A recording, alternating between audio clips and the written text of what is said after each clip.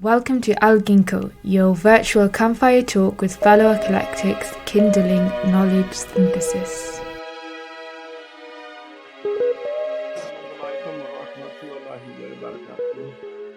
Welcome. Walaikum salam. Yes, thank you, brother. Welcome to everyone who listens to us, our faithful listeners, and those who are interested in becoming more faithful to the truth of Islam and our attempt here to cooperate with this truth that is now streaming forth through the metaphysical realms and through the physical realms of Islamic revisionism, which has actually been going on for 40 or 50 years. It just hasn't had much noise made about it in the appropriate arenas. And I suppose now that Allah subhanahu wa ta'ala considers this little broadcast here an appropriate arena. You see, to disseminate what truth we can about what it is that went wrong and also went right, if you will, with the Islamic movement and civilization. Myself, I've always been a little bit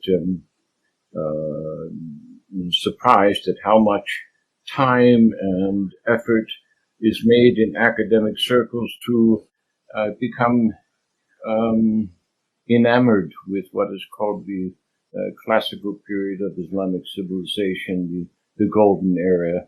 And I always marveled to attend such conferences while Islam is suffering, the dominion is retreating, and the Muslims are experiencing more and more fitna, and all the academics can talk about is the golden age. You see, well, I think that there's something more important than the golden age that we should consider. And as marvelous as it was, as wonderful as it was, the golden age does not particularly represent, I think, to my mind, what it is that our beloved Prophet Muhammad salam had in mind when he penned the Medina Constitution, or the document that is commonly referred to as the Medina Constitution. Now, we started talking about this in depth last week, and this document inspired after Muhammad entered Medina, between that time and the time that he actually so-called conquered Mecca, represents what we might call a pristine Islam, you see, as a nascent political enterprise. And I think that in that period, we have the kernel, the archetypes present for what it is that Islam might have become had it taken the right direction, as opposed to what has come to us as traditionalism. Now, I'm going to call upon our good brother here, Leslie Terabesi, otherwise known as Abdul Karim in Kuala Lumpur, Malaysia, to elucidate what it is that Allah has taught him, what he has learned over the years about this period and about this document, and how this period and this document and what the Prophet's intentions were, how it is that they contrast with what has come to us as Islam, you see. I'm sure that there are significant points that can be found in what we consider to be the authentic history of this period and the contents of the authentic document, some of which people refer to as hadith, but it seems to have some historical significance that go beyond the common appreciation of what the hadith record really contains. Now, I think it appears to me, and in any case to be an authentic document, And it appears to me to be a common sense approach to the establishment of a community that was headed up by our prophet, you see, headed up by Muhammad. And this was a natural course of events. It didn't happen because of any military enterprise. It didn't happen because of any vote that was taking place. It happened as a result of human relationships whereby certain people in Medina invited the prophet to come and join them, and they would submit their lives to his direction. And the reason they would do this ostensibly is because they understood that he was being directed, guided by God Almighty, you know. Now, some people will not want to accept that. Others, like myself and Brother Karim, we accept it as a matter of fact. It's not difficult for us to accept this. It's not a matter of belief. It is a matter of rational consequence, you see. When we put the history together, when we put this history, the history of the world, the history of comparative religions, the history of the prophetic recommendations and actions that have come to us throughout the biblical and extra biblical records that we can surmise, this makes perfect sense, you see. It's not an extraordinary imagination. It's not something from some New York comic book. No, this happened. And it happened as a result of human failings. You see, the people in Medina were preoccupied with a certain amount of bloodletting because they didn't know how to manage their relationships, tribe to tribe, person to person. And so they had this god-awful thing that was going on all the time in a murderous activity which demanded sometimes venge, demanded justice, demanded blood right money, if you will, blood money, as a recompense, as a payment for these murders, for these manslaughters. And they invited the prophet to help them end this vicious cycle of vengeance, if you will.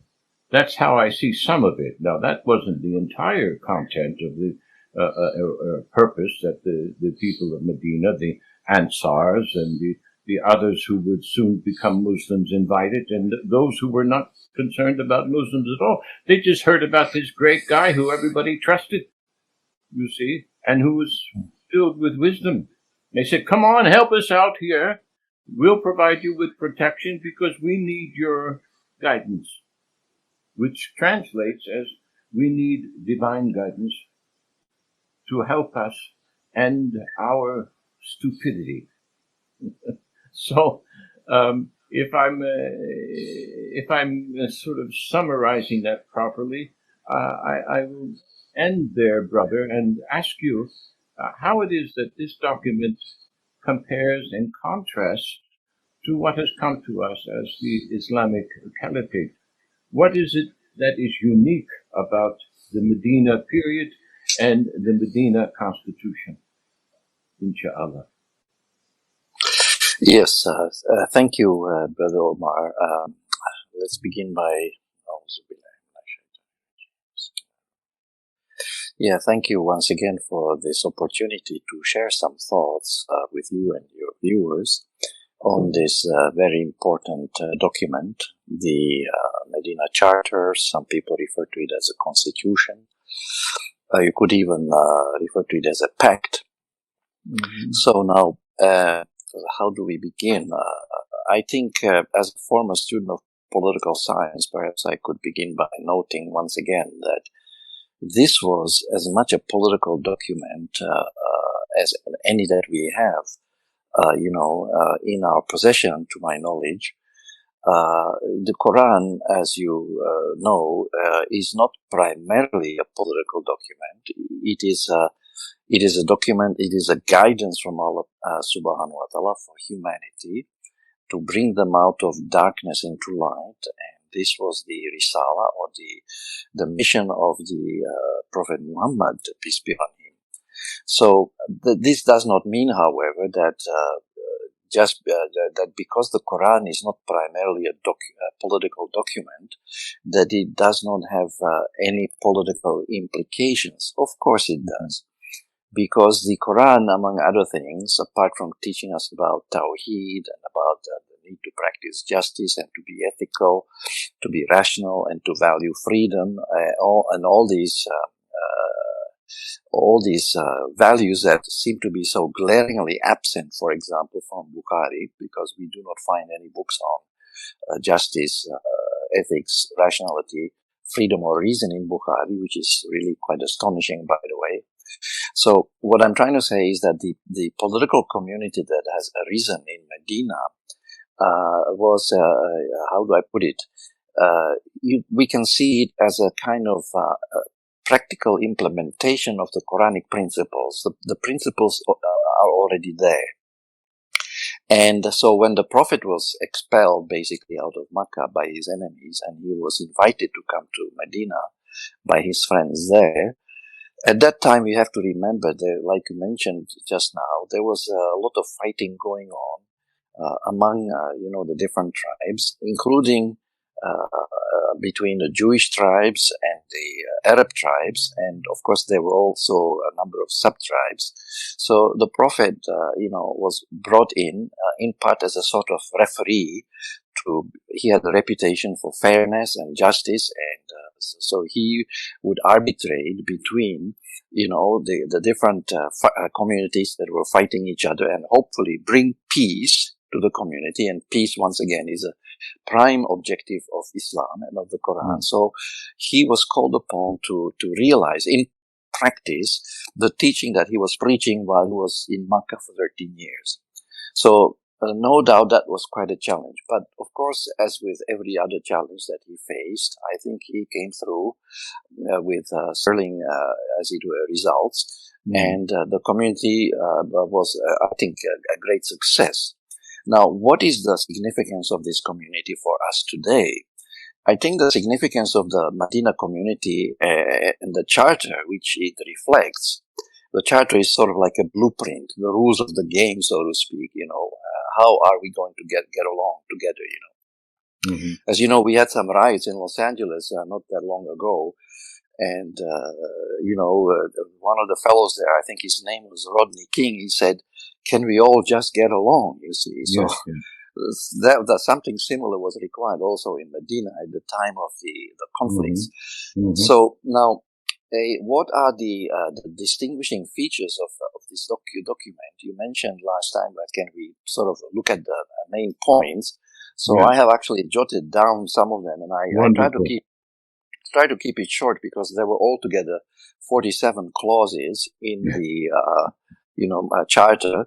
Mm-hmm. The first 23, I think, were about the relationship. They were governing the relationship between the various Arab tribes, the people that helped the Prophet, the Ansar, and the remaining 24 clauses were basically regulating the relations between the Jews and the Muslims. So I sort of summed it up into 5 points that should be easy to remember. So as far as I can make out, the primary purpose of the charter was to ensure self-defense of the Ummah of Medina against foreign aggression. So it was basically, you might say, a military, organization. Like today we have NATO, right? And that is supposed to ensure the safety for every member of NATO. Of course, they are having some problems now, but we don't need to go into that. So that's the first point. It was for the purpose of self-defense because there was plenty of aggression against the Prophet and his people from outside, mainly Quraysh, Makkah and what have you. So, and of course, by the time that he arrived in Medina, the Prophet was permitted in Al Quran to fight back, so to speak, against aggressors, something he was not permitted to do while he was still in Makkah. And of course, he did not really have the means to do so either, because he was in a minority. But once he arrived in Medina, then permission was given for him to fight back and defend himself against aggressors. And that's what happened. In fact, I think, according to my former mentor and boss, Dr. Professor Muhammad Hashim Kamali, the Prophet waged, I believe, he mentioned the figure 64 military engagements in the 10-year period that he was in Medina. According to other estimates, the number is lower, let's say 29. But nevertheless, one thing is for sure, that was plenty of fighting to do. So for the Muslim Ummah, the community to survive, for the Ummah to survive, it had to defend itself. And by the way, here we notice a difference between Christianity, as we know, and Islam, because as far as I recall, Christianity, broadly speaking, does not really allow fighting back, so to speak, against aggression. We are taught, people are taught, the Christians are taught that if someone attacks you, well, offer him the other cheek. Now, of course, we also have something similar in the Quran, where Allah Ta'ala says that if someone does something bad to you, do something good for them, and you will see as if by a miracle the two of you will become as childhood friends. And that, in fact, happened later when the Prophet marched on Makkah with 10,000 armed men behind him. And he could have taken the city by force, but he did not. Instead of punishing and taking revenge on his former enemies, he did precisely what Allah Ta'ala instructs us to do in the Quran. He did something good to the people who did him a lot of, who caused him a lot of, grief and hardship. He forgave them, and in fact granted an amnesty to all, but perhaps a few. Now there's some debate on this, how many were not given amnesties. Some people mentioned 10 people were not given amnesty. I have read in another source that all of them were given amnesty. Let's leave that aside for the time being. But he managed to reconcile the two former adversaries with this marvelous feat of diplomacy, and the Arabs were reunited without really a fight. It kind of confirms that dictum in The Art of War by Sun Tzu, where he says that the best general is the general that can win a war without fighting.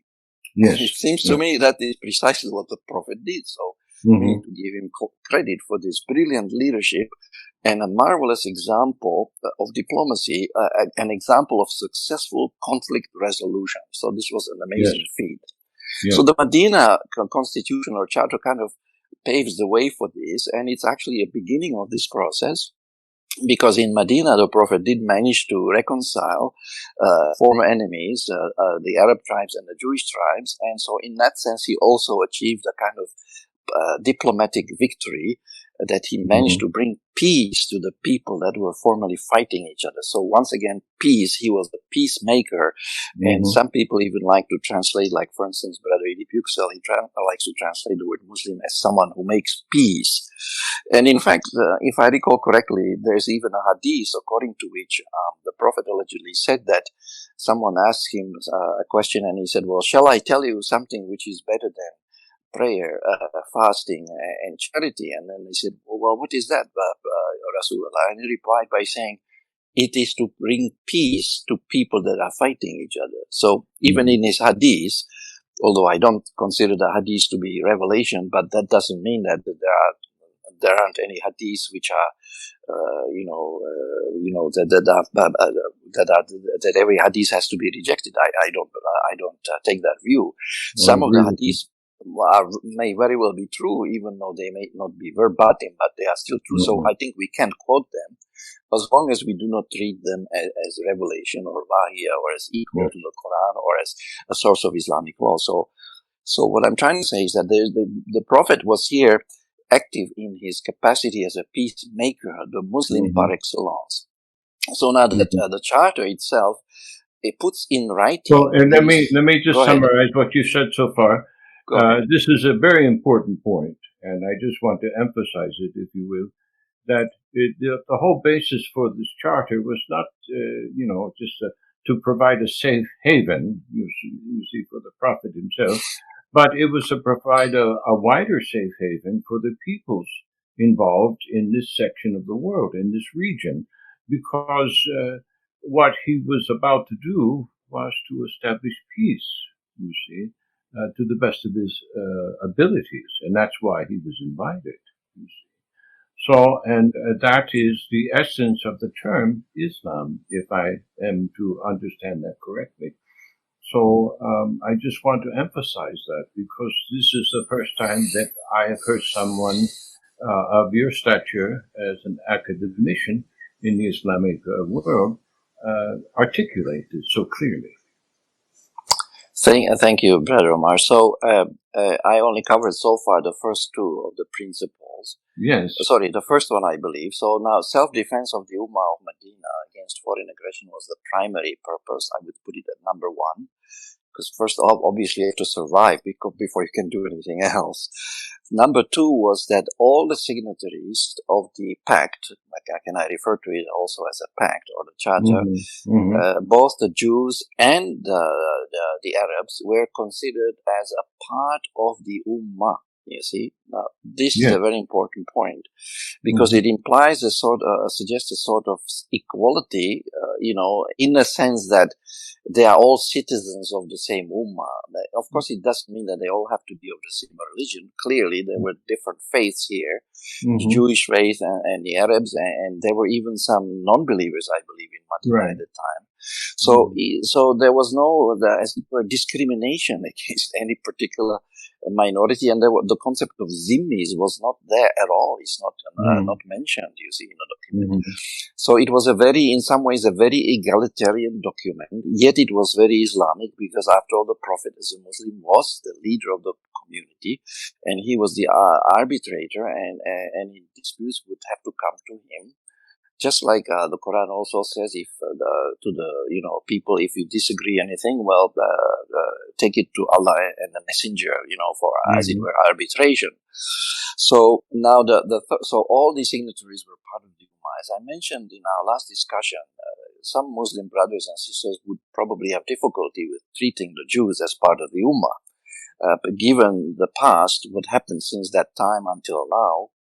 What with all the wars in the Middle East and the problem of the Palestinian-Israeli conflict, which is still going on and it's unresolved, and what have you. So now a certain big amount of sectarianism has arisen, and but of course not everyone sees the relationship between the Jews and the Muslims and others as necessarily adversarial.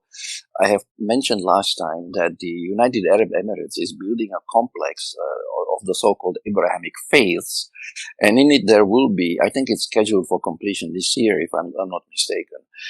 In it will be 3 buildings, each representing one of the 3 major monotheistic faiths, Abrahamic faiths: Judaism, Christianity, and Islam, you see. So they are, in fact, trying to also highlight the commonality between these 3 different faiths rather than the differences which some of the Islamists tend to do. And of course, they do it because they feel that there are oppressed people in the Muslim community, and yes, that is true. There are oppressed people, and we have to, I think, be, how to put it, we have to be conscious of the injustices perpetrated against the Palestinian people by the Israelis, or some of the Israelis, because there are also Israelis who are against the occupation of the the occupied territory. So we cannot paint everybody with the same brush. But anyway, these problems need to be resolved, and I hope that I don't know whether I can digress very briefly here. I was attending a talk one time at the Institute for Strategic and International Studies here in Kuala Lumpur, where we were located, I think, for the first 6 months when the institute was being established, the International Institute of Advanced Islamic Studies. We didn't have our own building yet, so they put us in with this think tank, and we had their meeting, and there were a group of people there with us. And it's just so happened that the fellow sitting on my, on my left happened to be the Palestinian ambassador to Malaysia, a fine gentleman by the name of Tan Sri Farah. And since he was sitting right beside me during a lull in the discussion, I took the opportunity to ask him, Tan Sri, do you think that a 2-state solution the Palestinian-Israeli conflict is a viable solution? That was exactly my question. I remember it verbatim. And his response was rather surprising. He looked at me as if I had just dropped down from Mars. He was quite surprised by the question. And then he replied to me, looked at me and, in the eyes and said with a great deal of conviction, he said, "It is the only solution." That's how he put it. So, I mean, that's why he is a Palestinian, so he can speak for the Palestinian people. But I know that there are other Palestinians who do not believe in a two-state solution, but what they bring to the table, I'm not sure whether that is going to, in the long term, bring peace or perhaps more bloodshed. Allah knows best. But what we do know is that we should and do have to follow what Allah Ta'ala is teaching us in the Quran. So whenever somebody seeks peace, we have to do likewise. We have no right to continue fighting against anyone who seeks peace. But anyway, to come back from my the digression, the third point so I mentioned the first 2 points: self-defense of the Ummah and treating all signatories as part of the Ummah, a sort of equality there. No discrimination and no zimmis. And certainly no racism either. So now the third point to remember is that the document provided a foundation for, as I already mentioned, peace between the Arab and Jewish tribes of Medina. And then fourth salient point, I think we need to, recognize, which is very important, and that is the freedom of religion for all, you see. Which is completely in line with the Quranic injunction in Surah Al-Baqarah, verse 256, that there is no compulsion in religion. So now the last point is actually, I think, pretty much the same that you have already mentioned in our previous discussion, although I think you used slightly different terms. I think you mentioned something about, the Prophet would not interfere in the internal affairs of the tribes. Yes. And that was the fifth point I'd like to emphasize, although I've given it a slightly different name with a slightly modern ring, and I'm calling it a guarantee of regional autonomy, which is a term that we have heard many times, as you surely know. But I think that this one of the most distinguishing features of this document, after the fact that it actually reflects Quranic values and principles, the other thing to remember is that it is a document that emphasizes justice, which is fairness, fair play, and treating everybody, giving everyone his or her dues. Something that is unfortunately missing from the work of some of our, scholars. For example, I recall when I was writing a paper on the Maqasid Sharia, the higher purposes of the Sharia, I came across this information that one of the leading scholars, the ulama, I think he was Shafi'i, not Shafi'i himself, but a fellow called Al-Shatibi, who actually originated the doctrine of the higher purposes of the Sharia. He did not include justice among these higher purposes of the Sharia, and I was astonished because to me, it probably should have been the first that should be at the top of the list. Now, the ones that he has, of course, are valid. I'm not saying protection of religion, the deen, the protection of life, protection of property, the protection of the family, and the protection of honor. But justice should have been included, and as actually has been included post facto, about 1,000 years later, Yusuf al-Qaradawi decided to include justice in the list of the higher objective of the Sharia, and a few others followed suit, And I remember one of the research fellows at our institute, this list keeps on expanding, the purposes of the law. And one of our research fellows included the achievement of the pursuit of happiness as one of the objectives of the Sharia. So that reminded me of what was it, the American Declaration of Independence, which, guarantees every man is equal, what have you, and also has the right to pursue happiness, which was a sort of paraphrase from John Locke's, I believe, second treatise on government, which didn't use the word happiness, but I think Locke was a little bit more pragmatic when he said that the protection of, I think, private property, he was very tangible. I mean, he was very specific. But however that may be, so I think we need to, I'd just like to also add that this concept of justice seems to be missing in some of the traditional thinking, including in the work of people like Imam al-Ghazali, unfortunately, because you may recall I mentioned one quotation from him, which appears to indicate that he believes that Imam al-Ghazali believes that Allah Ta'ala does not care that much about justice. And the quotation says Imam al-Ghazali put these words, so to speak, into Allah's mouth. I don't know how he could do it. I think it's very inappropriate. But allegedly he said that it is as if Allah were saying, or he said to us, but not exactly in those words, that I quote, "These to the fire and I don't care. Sorry, these to bliss." I think it starts with bliss, or the garden, to the garden, and I care not. And these to the fire and I care not.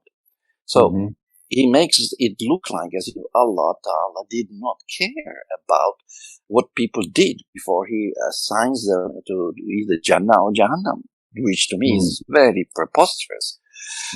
But it seems to be consistent also with his support for the doctrine of predestination, according to which, we have no freedom of will, and everything has been predestined by Allah Ta'ala in advance. Even there's even a hadith according to which the pregnant woman, lady, in I think at the end of the first trimester, an angel comes and asks, "Will this person be going to hell or to heaven?" And the answer is given even before the person is born. It's already decided whether he's going to the fire or to the garden, which is truly astonishing, and I think one of the great, very, very serious corruption of the teaching of this thing. But anyway, perhaps I should land my point here because so those are the 5 points basically that the significance of the Medina Charter is that it offers us a sort of blueprint for those people, because we do hear from some Muslim brothers, they talk about, we need an Islamic state, this and that and the other. Well, we need Islam, but Islamic state, well, what exactly do you mean by an Islamic state? If you really want to know what was the Islamic state as practiced by the Prophet himself, well, you need to look no further than the Medina Charter. Thank you. It seems that way. It seems that way, and this is not. This was a pluralistic ummah, okay, if you will. So the word ummah here includes all those who signed the pact of, which was an agreement for self-preservation, according to, whatever military circumstances were needed, in order to defend that region, the Medina region, the Yathrib, if you will.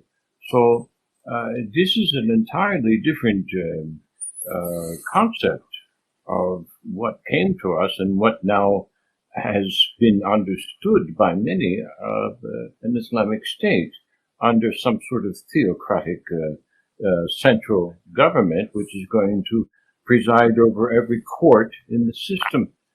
That is certainly not the case with the Medina Constitution, the Medina example as given to us by the Prophet.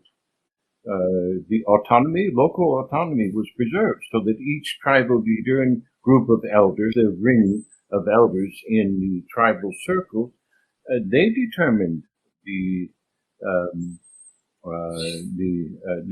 would arbitrate between their tribal members and determine what the rules and the limits were for justice within the tribes. And Muhammad was not called on at all for these purposes. So this is not an imposition by a central authority. It's much like it was with the United States government under the Federation that was initially founded, where the states maintained their autonomy and the central government was only there for military purposes and to arbitrate between the tribes, not at the expense of the inner autonomy of each tribe, you see. Also, and one more thing here is that, as I understand it, And the document, as I read it, and I read it years ago, and then I've recently reread it, it seems to be very, very concerned with the concept of justice, you see. So, how this was sort of set aside for the next 200 years or so, during the Umayyad and Abbasid periods and beyond, escapes me. I don't know how this happened, you see. I have some ideas. I can venture, conjecture, a hypothesis here and there, but it seems as if people just turned away now from this compact, this understanding between the tribal leaders of the Medina Compact, if you will, this concord that everyone signed to. Now, there's before we go on to sort of hypothesize or maybe explain why it is that this was ignored all these years and specifically at that time, can we explore a little bit of what happened to the Jews in Yathrib at the time? I mean, they were the dominant authority, from what maybe we should rephrase it. Maybe I shouldn't use that word authority, you see, because it was a loose-knit sort of confederacy there in Yathrib, and all these tribes just sort of seemed to plant themselves there because there was an oasis, and they're surrounded by all this arid waste, and at least there they had water, so they would just sort of prop themselves down and put up a tent city here. But the Jews, they would put up a tent city here and there, you see, with their camels and sheep and goat and whatever. But the Jews, they had castles. They had, solid buildings there. This was not a big enterprise. It was not a large city-state, if you will, compared to, other regions in Mesopotamia, for example. But it was nevertheless their realm. They were the power there, you see. They had the money. They had the influence. They had the wherewithal to defend what needed to be defended. They stood behind these walls, you see, that were there. And whereas the other tribes, they just had their tents and little mud huts and whatever. So, and this was not a large community. I mean, at the least, maybe they were, oh geez, I forgot to turn my alarm off. Anyway, I like to wake to the call of the rooster, you see. Yeah. I'm deaf now, but in the early morning, you see, years ago, I would wake to the rooster. Now I can't hear him, so I put the rooster on my phone. So, in any case, at the least, this community was about 500-600 people. At the most, it couldn't have been much more than 2,000 to 3,000 people. So this was not a large enterprise. This was not a large congregation. This was a small ummah. Nevertheless, it was plural. Nevertheless, it had various different entities and tribal cultures all massed together and living according to the geographic dictates, you see. Whenever you want to understand history, Will Durant says, look, you got to look at the geography first. You see? And then you have to look at what the geography permits with respect to trade and the interrelations between people. So these people were sort of just glommed together on this little oasis in the middle of all this arid waste. And the Jews had the upper hand. And then suddenly this fellow, Muhammad, appears, you see, on the invitation, not necessarily of the Jews, but of these other people who must have been trying to counterbalance their influence, you see. I can only imagine that's what was taking place. So, what happened to the Jews? I'm not talking about the treachery that involved this. I'm talking about the influence, the economic influence, the cultural influence, the philosophical influence, the theological influences that affected this balance of power in favor of Muhammad, you see, as the arbiter. So how did the Jews receive that? Were they Were they just signing this compact just as a cover? You see, were they already going? Were they already going cryptid? You see, from the beginning. You see, and then you have this remarkable story of their chief rabbi examining the prophet and then accepting Islam, accepting him as the authority. Whereupon the Jews rejected their chief rabbi, who was the most exalted member of their community, which is a remarkable event. So there had to be circumstances and influences that were contradictory to what was the status quo before Muhammad's arrival. And then immediately upon his arrival, I'm sure they had all sorts of meetings, say, okay, what are we going to do now? How are we going to reconcile our position with his position? How are we going to balance this thing? And, so what is your understanding of that nascent period during which the Jews had to acclimate themselves to this imposition of the authority as arbiter of the prophet on their position? You see, what do you think happened? Yes, thank you. Well, the one thing that comes to me quite prominently is that I realize while reading the Quran that the prophet when he left Makkah, his mission of teaching Islam, his da'wah, his call to Islam, didn't stop. It continued. It's just that it took a new form. So this time, the prophet was faced with the challenge of doing da'wah also to the Jews. Now, as you mentioned, some of them did embrace Islam, like the chief rabbi did, and a few others as well. I suppose they could recognize the parallels in what the prophet was teaching and what they find in their own books, because there are many, many parallels. Regardless of how people try to highlight, this story is told differently in the Torah as it is told in the Quran. But in the fundamentals, the stories that, when you read the Old Testament, at least the version that is available to us today, and you read the Quran, you cannot but be struck by the parallels and the similarities. Let me just mention a few.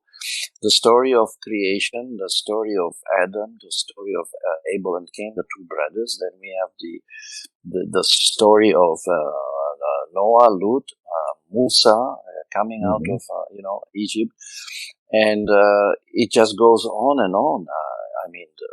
Some Western Orientalists have even claimed that the Quran was plagiarized from the Old Testament because of these parallels.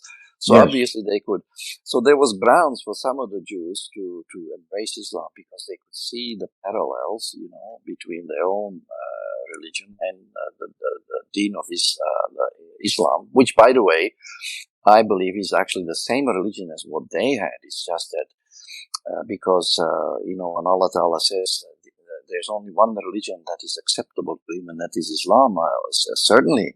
But that means that whatever he has given to the prophets before must have also been Islam. He would not have given them a different religion to create a conflict among all these people. So Islam was there from the very beginning. Ibrahim, by the way, is also referred to in the Quran as a Muslim, you see.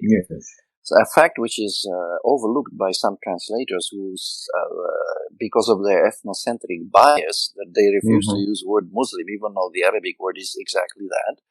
But they will use the word like somebody who submits. Well, that's not wrong, but it's better to translate it directly. And also, Yusuf and Jacob, they refer, the helpers of Jesus, the Hawariyun also refer to themselves as Muslims. So, you would have to be really blind to overlook this. In fact, I have a whole book on the subject. It's called "Does the Final Testament Abrogate the Old and New Testaments?" It does not. I discovered 20 verses in the Quran, all of which say that this Quran actually confirms, so on and so forth. So anyway, 10 verses mention the Torah and the Injil side by side directly, and the other 10 refer to them indirectly by using the Arabic term lima baina yaday, that means what is between your hands. In other words, what is with you already. Mm-hmm. So the allegation that the Quran abrogated the previous revelation is a very significant piece of misinformation, bandied about by people like none other than Ibn Kathir, who is held in very high esteem by traditional Muslims, many of them. Yes. I'm just astonished how this doctrine of abrogation was ever made part of the tafsir of traditional tafsir, but that's another matter. We can touch on that on some other time. So anyway, the Prophet was faced with a reminder. He was doing da'wah with the Jews, and like I said, some of them accepted Islam, but others were hesitant, and still others looks like plotted against him, and that came later, the treachery and what have you.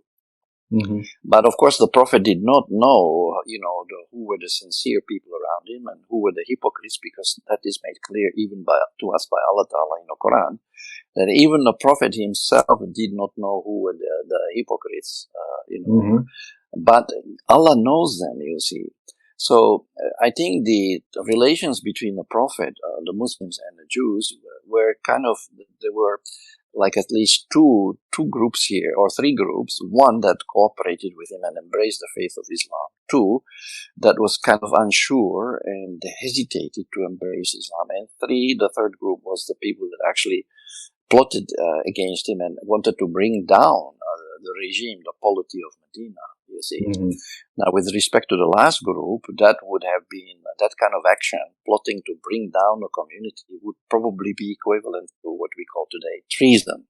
Yeah. So that would call for a very serious response. Now, what exactly happened during that response, of course, is subject to, has been discussed a lot in the literature, and it's difficult to come across, a truly credible explanation as to what precisely happened, because the whole thing, as you know, is very political, and people say that the history is normally written by people who win the war. So how reliable and trustworthy are these historical documents on which we rely? So I would say that the Jews were a new challenge, and in sort of long surahs of the Quran, the first surah 2, 3, 4, and 5, and maybe some others. The Jews are often, the people of the book are often addressed, and they are reminded and asked to recall the favors of Allah on them before, and not to reject the signs of Allah out of whatever stubbornness or whatever other reasons they may have had, for their hesitation to become fully committed to Islam as it was, brought by the Prophet himself, as a kind of renewal, actually, of their own religion. I remember reading in the autobiography of Muhammad Asad, The Road to Makkah, that he was, before he became a Muslim, he was sitting, and nearby him was an old Arab gentleman, sort of sitting on a little hill nearby, but quite close. And the thought crossed Muhammad Asad's mind that he thought that this old Arab gentleman was actually closer to the faith of his own, Muhammad Asad's own forefathers, than he himself was, if you see what I mean. Mm-hmm. Yeah, and also I could add a little anecdote from Samui, where I used to, we go sometimes for working vacations. I was one time in a French little bakery with my wife and my daughter, and the place was quite full because they serve some pretty decent coffee and what have you, bagels, whatever they serve. And so there was a couple that kind of came to us, and they were looking for a place to sit. We were sitting at a bigger table. There were still some empty seats. So the lady came up and asked whether they could join. I said, sure, please sit down. And of course, it was clear that we were Muslims because my wife was wearing a scarf. It turns out that this lady was actually from Israel, and the man her companion was from France, and they were both members of the Los Bandidos motorcycle club. So they came because I'm wearing a Harley Davidson, because they had these, meetings, drove, I don't know how far. And so we started to discuss, and when I touched on the issue that we are Muslim people, the woman just kind of went like this with her hand and said, oh, it's the same religion. Like, same as hers is what she meant. you Yes. see. So I was very surprised that this, and I refer to her as the motorcycle mama from Israel. Yes. She seemed to have a greater insight into the relationship between Judaism and Islam than some of our venerated ulama, you see. So Yes, I was of course. quite astonished. So yeah, that's because these people are actively involved in practicing the needful things of life according to what is Islamic. You see, most of our ulama are just involved in abstract concepts and ritualism. But these people are actually involved in the making and the processing of food that they have to eat and shelters that they have to live in and the trade that has to go on, take place between communities, which is what was happening in Yathrib when the Prophet arrived there. So that doesn't surprise me, you see, at all. Either the old man on the hill with Muhammad Assad or the Persian sheikh who told him, "You're a Muslim, you just don't know it yet." You see, and this is really motorcycle mama. I've met some motorcycle people, and I had an offer of friendship from a gang of motorcycle people in my youth in South Philadelphia. I think they were called the Pagans. A really tough group of people, but my God. Listen, if you wanted somebody on your side in a push and shove situation, you'd want these people with you. You see, not against you. So, yeah. if I were to choose who to stand with, I would probably in such a situation, I would not choose most of the ulama that I know. I would choose these pagans. I would choose the motorcycle mama because at least I know she would know how to handle a knife or a gun or a bat or whatever it is that she put her hand to. You see, because they're practical. These people are involved in the day-to-day doing and living of life. They have this verb. They have la dolce vita. They have it, you see. And everyone else that I know in the ulama, they're just talking about it. I mean, how many people have you met amongst the ulama? They say, "Oh, we're living in this day. We don't know what to do," or they're saying, "Oh, we should do this. We should do the next thing." But none of it's getting done. It's just not getting done. I know that Sheikh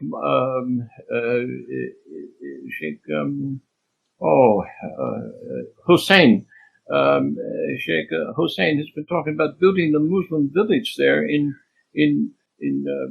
Malaysia for 20 years. It's never gotten done. You see, Sheikh Imran Hussein. Sheikh Imran Hussein, yeah. It never gets done. The people who are assigned to it just talk. And then when they go actually to put their hands to it, they don't know how to do it. You see, they haven't got the skills. They haven't got the life skills that are necessary. The people you just described here, this Israeli motorcycle mama, she's got the life skills. That's why she can speak with such certainty. Oh, it's all the same religion. Yes. She's living it, you see. And she may not kiss her up 5 times a day, but I'd probably be more assured in myself if I were standing by her side, and I'd probably rather sit down and have a cup of coffee with her, or whatever it is might be. Anyway, brother, I think we've come to the end of our hour here, and I would like to explore this concept, the contrast and comparison of the Medina experience, the Yathrib experience, the transition from Yathrib to Medina, and I would like to continue this contrast and comparison with what has come to us as traditional Islam, so that we can separate the real from the abstract. You see, the living of the Islamic experience from the just talking about it, or just praying about it. Prayer is insufficient. As you said earlier, there's something better than prayer. And if you're going to establish, if you're going to establish peace between people, you have to know how to do it. And it's not something that you just do with a wave of the tongue. No, that doesn't happen. You have to show these people that you can be trusted with their life ways. You see, with the way in which they have to deal with life on a day-to-day basis. And that's obviously what Muhammad was able to do. And his reputation went before him. This man can be trusted. This man can be trusted. This man can be trusted, which is why even the pagans who had no idea look, you can't say that they weren't believers. They had belief. They had belief system. It's just in error, you see. So all of these people were believers in one form of spirituality or another, but they trusted Muhammad because he had proven to them, hey, this guy can take a caravan from here, from point A to point Z, and deliver the goods and bring back the profit. He can do it, you see. And that's not an easy thing to do. And then he can return the profit, the proceeds, according to who the investors were at the time. This is not an easy thing to do. So this is not somebody who's just sat and talked around a campfire. This is somebody who could pull the sword out of the scabbard, who could handle a camel, who can tie the pack to the camel's back, who can make a campfire, who can cook the beans or whatever it is that they were eating, who could slaughter the animal that needed to be slaughtered, butcher it, and put it in a pot. Okay? So we're not talking about the people who just sit around and talk and pray and come up with some sort of new paper to write some sort of new hypothetical thesis to prove their abstract conjectures. No, we're talking about people who could live and live life more abundantly and wanted the Prophet to show them how to do it in peace. You know? So that's quite a different thing than having a caliphate dedicated to collecting booty, which is what happened to the archers at that battle. They left their positions and disobeyed the Prophet because they were worried about the booty, you see. And what happened? Well, the Prophet got injured because they disobeyed. Your leader got injured, you see, when you disobeyed. Now, these people in Yathrib, they knew something about leadership. They knew something about divine order. They knew something about the omens, if you will. They could read the signs, and they could say, oh, this means that, this means the next thing. I'm not talking about superstition. I'm talking about the real Sharia, the Sharia that is above what we call Sharia. Spiritual law, consequences, cause and effect. You see? If you do this, such and such will happen, and you can't escape that nemesis. If you disobey, you can't escape the nemesis. You see? So I want to know, as best as we can find out, dear brother, how it is that the Prophet went about to establish this fundamental basis, this fundamental document, this fundamental social agreement, social pact, if you will, in Medina, as a basis for this trust circle, the expansion of the trust circle, because it started with him. They trusted him.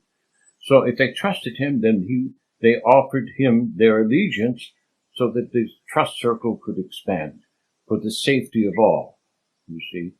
And what happened? Why is it that this safety of all was forgotten and people just began to kill each other after he was gone?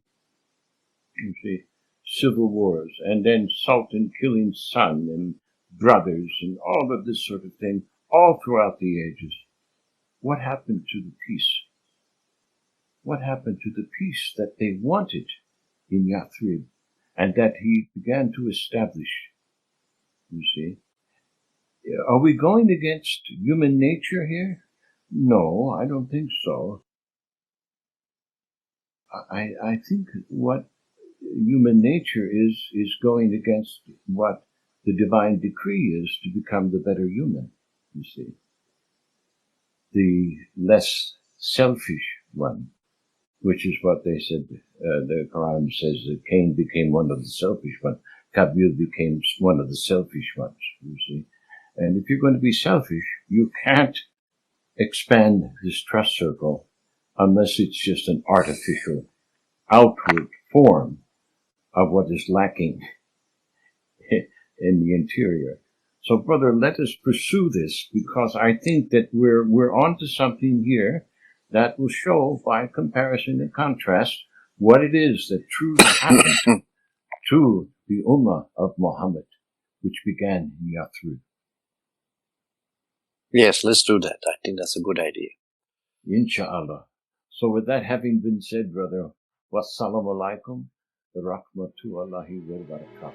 Thank you. Thank you too. Walaikum salam.